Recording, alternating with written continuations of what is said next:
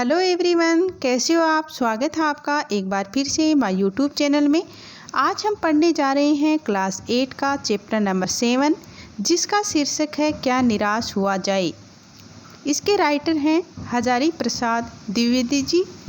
यहाँ कवि कह रहे हैं, यानी हजारी प्रसाद द्विवेदी जी कह रहे हैं कि जो हमारे आसपास बहुत सारी जो चीज़ें ऐसी हैं जिससे हमें निराशा होती है, अर्थात जो हमें निराशा देने के लिए हैं, जैसे समाचार पत्र, टीवी आदि को जब भी हम खोलते हैं तो उसमें काफ़ी चीज़ें ऐसी होती हैं जिससे हमें निराशा होती है।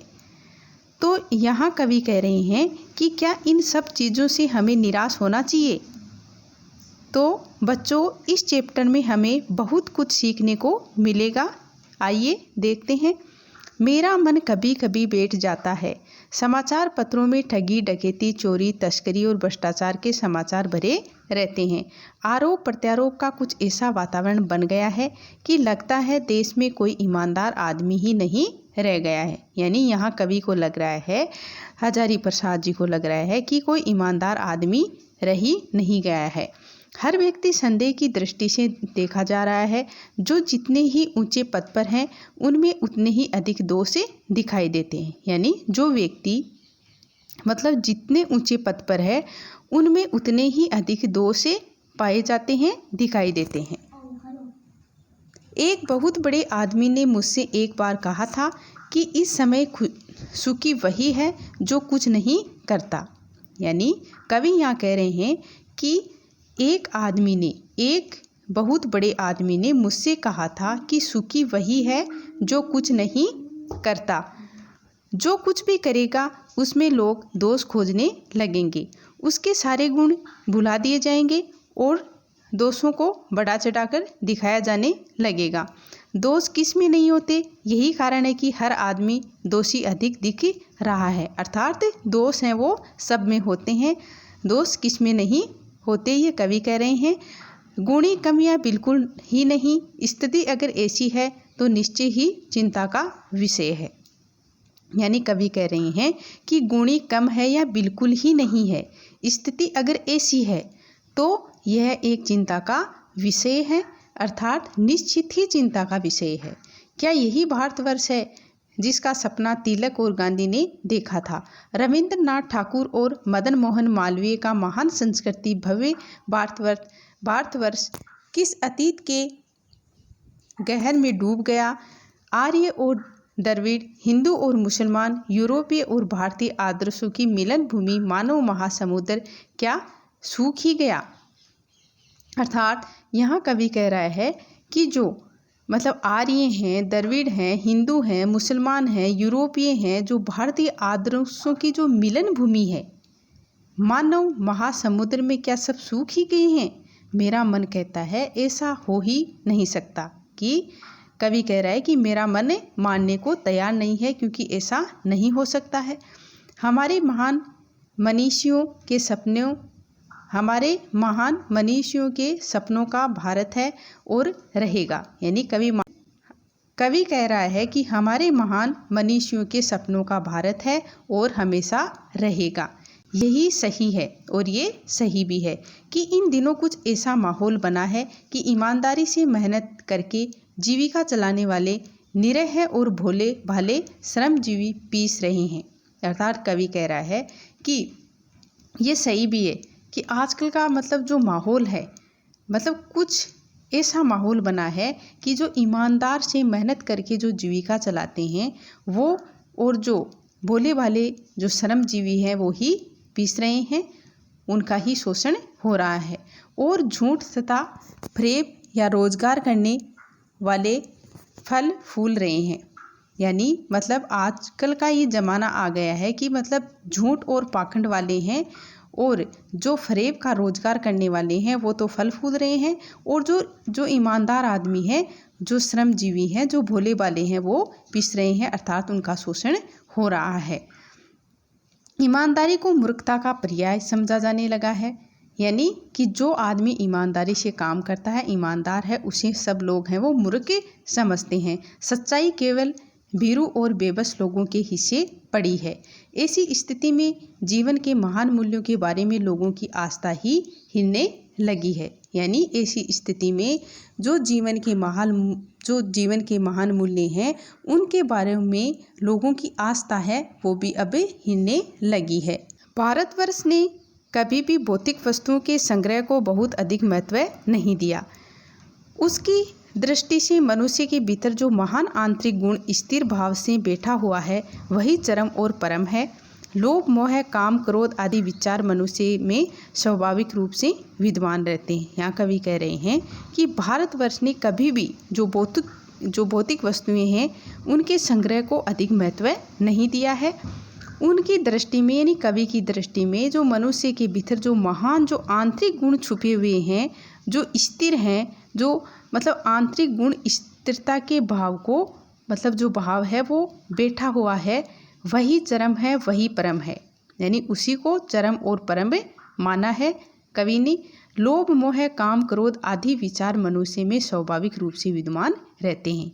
यानी जो लोभ है, मोह है, काम, क्रोध आदि के विचार तो मतलब मनुष्य का एक स्वाभाविक गुण है, ये मनुष्य में स्वाभाविक रूप से विद्यमान रहते हैं। पर उन्हें प्रधान शक्ति मान लेना और अपने मन तथा बुद्धि को उन्हीं के इशारे पर छोड़ देना यह बहुत बुरा आचरण है।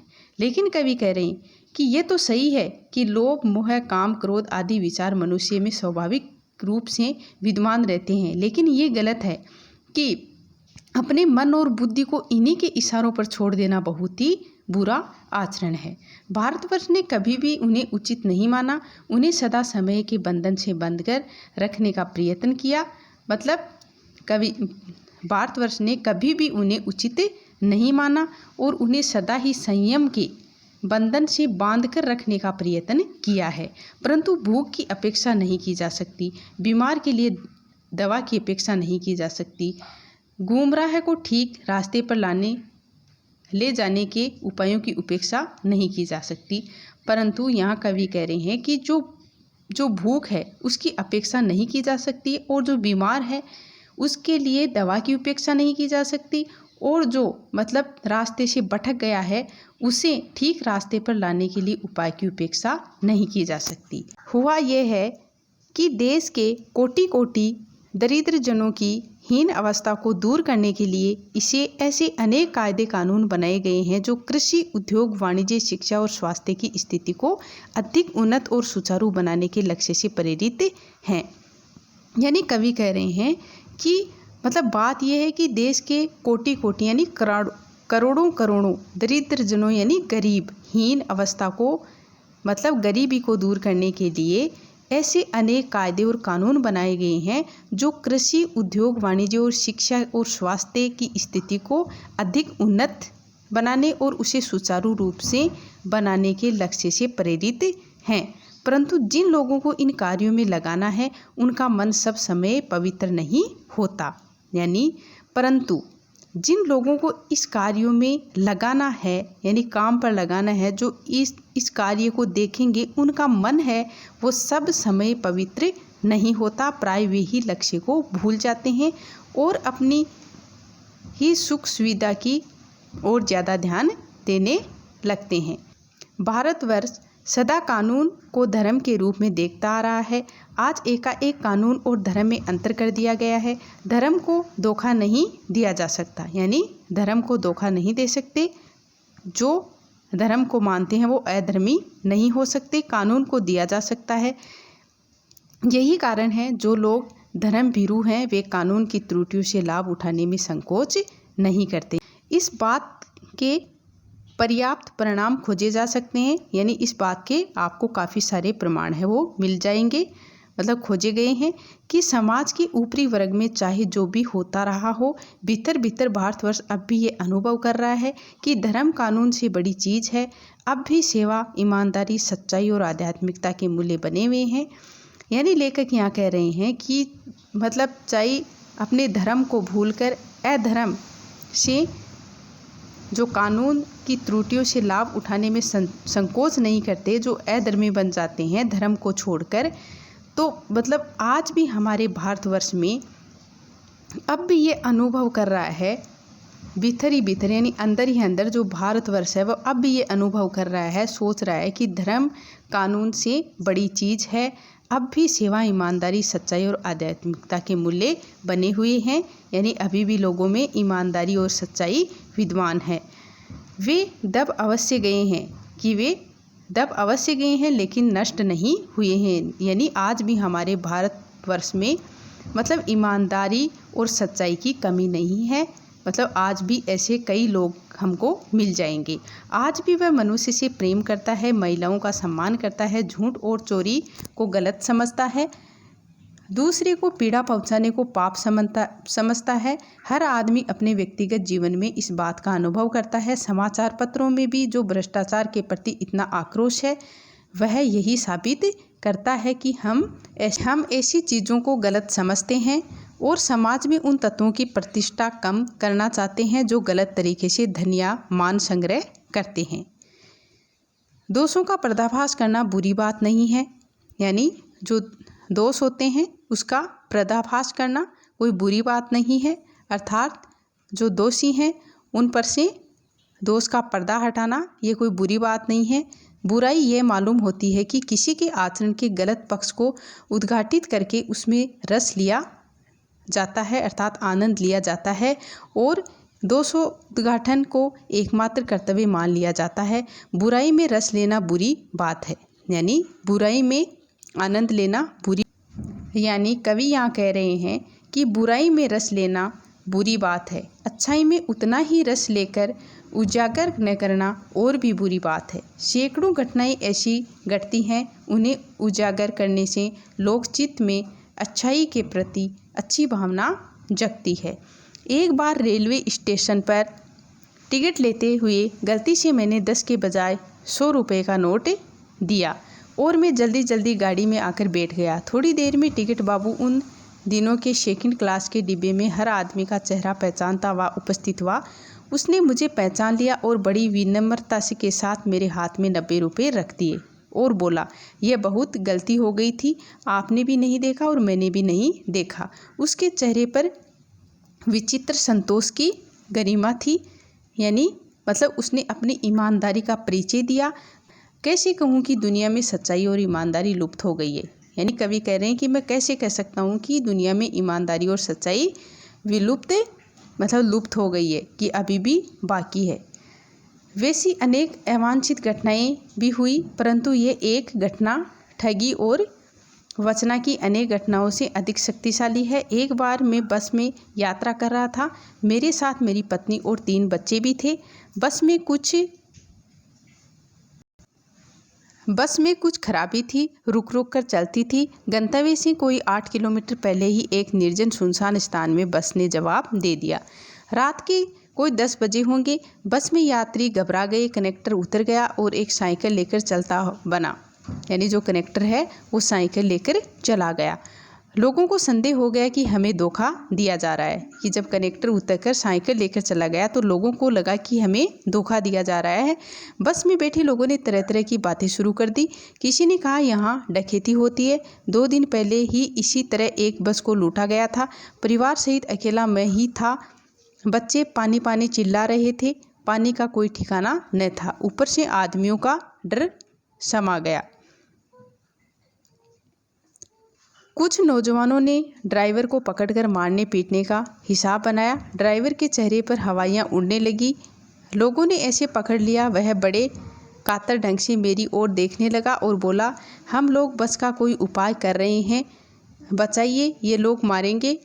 डर तो मेरे मन में भी था, पर मैं उनकी कातर मुद्रा को देखकर मैंने यात्रियों को समझाया कि मारना ठीक नहीं है, परंतु यात्री इतने घबरा गए कि मेरी बात सुनने को तैयारी नहीं हुए। यानी यात्रियों को लग रहा था कि ये हमें धोखा दिया जा रहा है और मतलब बस को लूटा जाएगा, इस प्रकार उसके मन में था, तो वो ड्राइवर को मारने लग गए।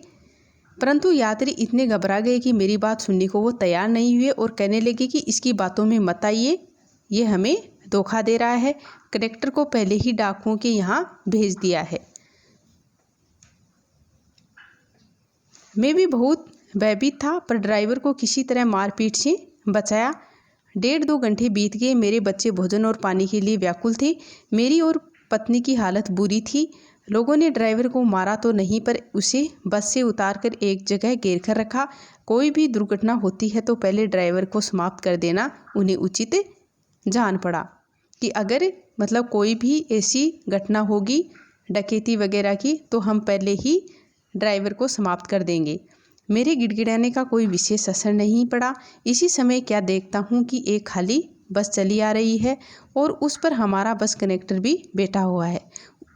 उसने आते ही कहा, अड्डे से नई बस लाया हूँ, इस बस पर बैठिए। वह बस चलाने लायक नहीं है। फिर मेरे पास एक लोटे में पानी और थोड़ा दूध लेकर आया और बोला कि पंडित जी, बच्चों का रोना मुझसे देखा नहीं गया। वहीं दूध मिल गया, थोड़ा लेता आया। यात्रियों में फिर जान आई। सब ने उसे धन्यवाद दिया, ड्राइवर से माफ़ी मांगी और 12 बजे से पहले ही सब लोग बस अड्डे पर पहुंच गए। कैसे कहूँ कि मनुष्यता एकदम समाप्त हो गई। कैसे कहूँ कि लोगों में दया माया रह ही नहीं गई। जीवन में जाने कितनी ऐसी घटनाएं हुई हैं जिन्हें मैं भूल नहीं सकता। यानी कवि को कवि के साथ ये 2 घटनाएं हो चुकी हैं। एक तो जो कवि ने 100 रुपये का नोट दिया था टिकट के लिए, तो उसने 90 रुपये वापस लौटाए थे वो, और एक ये। तो इन दोनों घटनाओं से कवि के मन में है कि अभी भी हमारे भारतवर्ष में ईमानदारी है। ठगा भी गया हूँ, धोखा भी खाया है, परंतु बहुत कम स्थलों पर विश्वासघात नाम की चीज़ मिलती है। केवल उन्हीं बातों का हिसाब रखो जिनमें धोखा खाया है, तो जीवन कष्टकर हो जाएगा। यानी कवि कह रहे हैं कि आप अगर उन्हीं बातों को मन से लगाए रहोगे कि हमारे साथ विश्वासघात हुआ है, तो जीवन में कष्ट कर आपका जीवन है वो कष्ट में हो जाएगा। परंतु ऐसी घटनाएं भी बहुत कम नहीं है जब लोगों ने अकारण सहायता की है, यानी हमारी बिना किसी स्वार्थ के सहायता की है। निराश मन को ढाढ़स दिया है, हिम्मत बंधाई है। कविवर रविंद्रनाथ ठाकुर ने अपने प्रार्थना गीत में भगवान से प्रार्थना की कि संसार में केवल नुकसान ही उठाना पड़े, धोखा ही खाना पड़े, तो ऐसे अवसरों पर भी हे प्रभु मुझे ऐसी शक्ति दो कि मैं तुम्हारे ऊपर संदेह न करूं। मनुष्य की बनाई विधियां गलत नतीजे तक पहुंच रही हैं, तो उन्हें बदलना होगा। वस्तुतः आए दिन उन्हें बदला ही जा रहा है, लेकिन अब भी आशा की ज्योति बुझी नहीं है। महान भारतवर्ष को पाने की संभावना बनी हुई है, बनी रहेगी। मेरे मन निराश होने की ज़रूरत नहीं है। यानी कवि हजारी प्रसाद जी कह रहे हैं कि मेरे मन आपको निराश होने की ज़रूरत नहीं है, कि मनुष्य में अभी भी ईमानदारी की भावना है वो विद्यमान है। अभी हमारे भारतवर्ष में जो ईमानदारी की भावना है वो अभी समाप्त नहीं हुई है, अभी भी पर्याप्त मात्रा में है, देखने को मिलती है। तो गाइज, हमें इस पूरे पाठ को पढ़ने पर जो शिक्षा मिली है वो हमारे जीवन में हमें बहुत ही काम आएगी, और हमने इस चैप्टर को बहुत अच्छे से पढ़ा है। सो गाइज, अगर आपको मेरा ये वीडियो अच्छा लगा हो तो प्लीज़ लाइक शेयर सब्सक्राइब ज़रूर करें। थैंक यू दोस्तों।